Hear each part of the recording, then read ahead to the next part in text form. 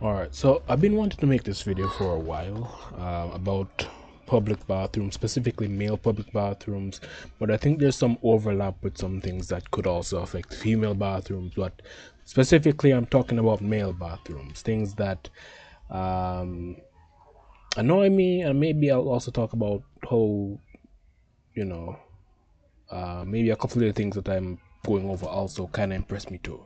Who knows?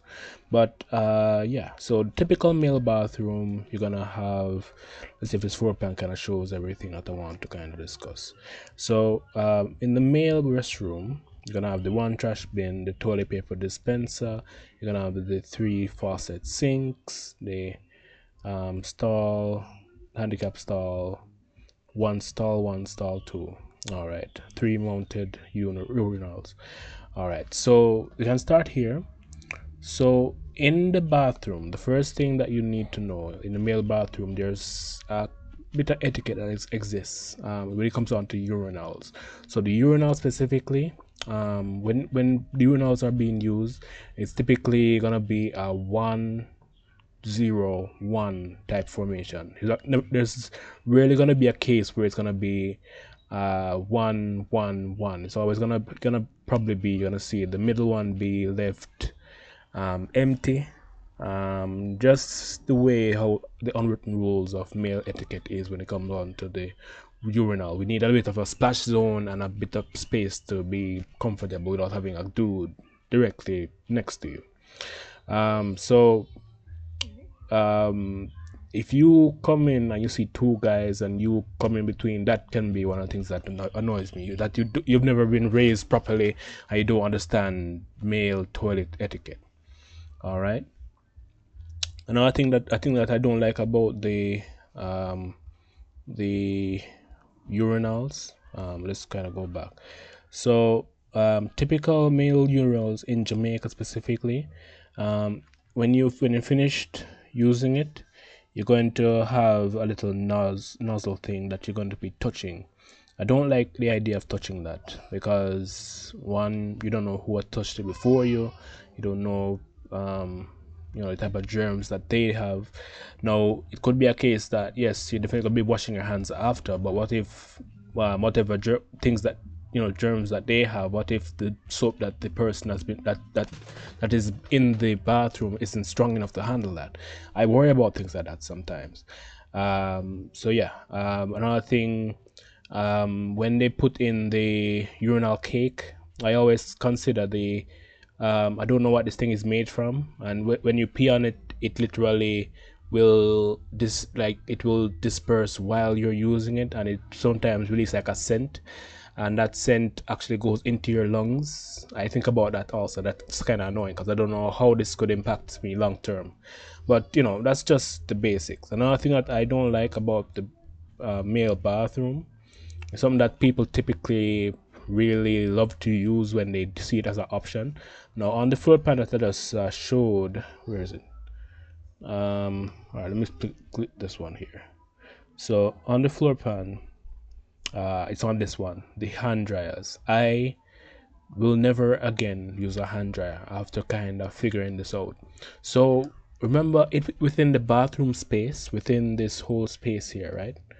Um, there is a lot of different air that is kind of being passed around in this one space. You have the air from the urinals, you have the air from the bathroom, the toilet. If somebody was peeing, so that could be pee air, vomiting air. That could be also, you know, due to air, right? Due to air, all that air is mixed into this one space. And when you use the force rapid air dryer, what you're literally doing is creating an area of high pressure where all that air is literally being forced onto your hands. So I try to stay away as much as possible from using these because it's literally you can actually look this up. I'm not joking here. If you use hand air dryers, you're literally forcing the air from in the bathroom onto your hands. You're literally forcing all of the bad air, the urinal air, that's uh, mixed with urinal cakes. You're mixing the doo doo air that from when the toilet was flushed without the top being closed. All those little air molecules are being forced onto your hands, and you're after you wash the hand, you're saying, yes, my hands are clean now, but literally you're putting back all of the contaminants onto your hands. All right. Another place I don't really like in the bathroom is also, okay. So another place that I don't really like in the bathroom is also the sinks.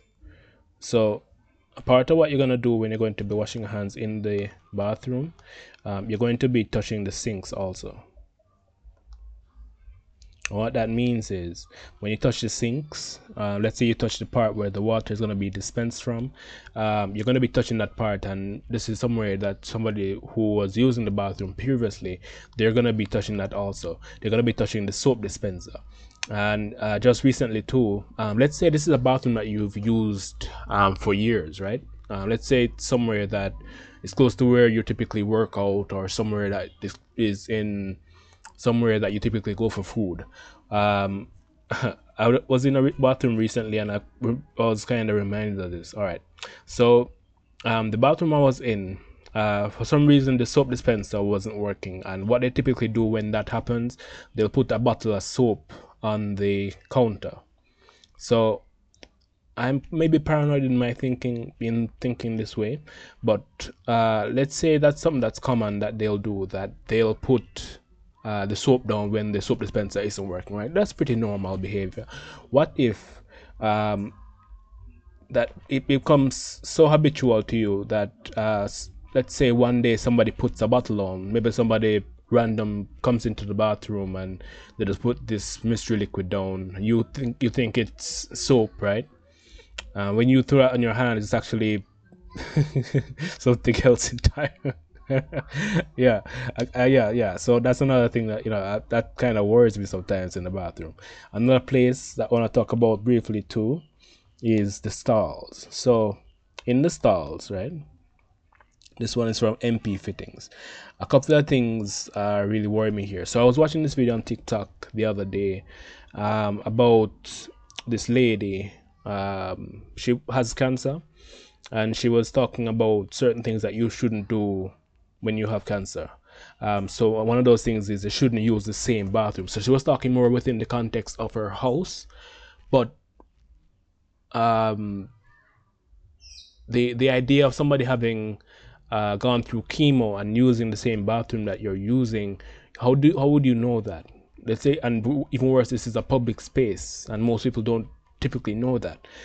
What happens if you were to use the same kind of bathroom environment that somebody has gone through chemo or some other medical, I'm not saying this to say that they shouldn't like use the same space, but I'm saying this to say that you go in there unknowingly. I know typically we'll like put like tissue on top of the toilet, that's but if the space itself is contaminated by radiation in this scenario, what would you how what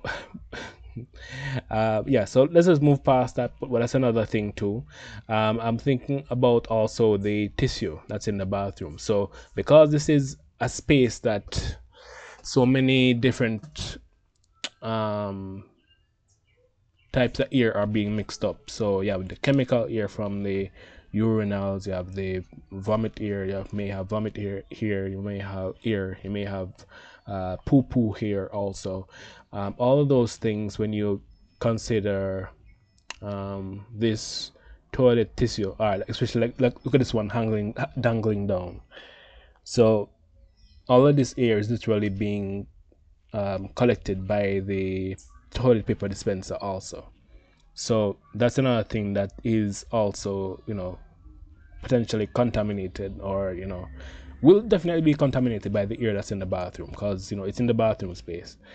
I guess for the garbage can, you won't typically have to touch that directly with your hands, because, you can use your foot.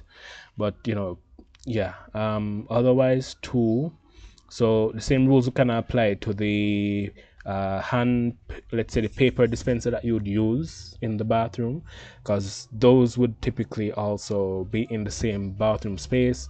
And if it's right next to the air dryer, once the air is kind of forced into that one space by the air dryer, if it's right next to it, if the paper hand dryer is right next to that, that's also going to be contaminated more so than in a space where there isn't a hand dryer.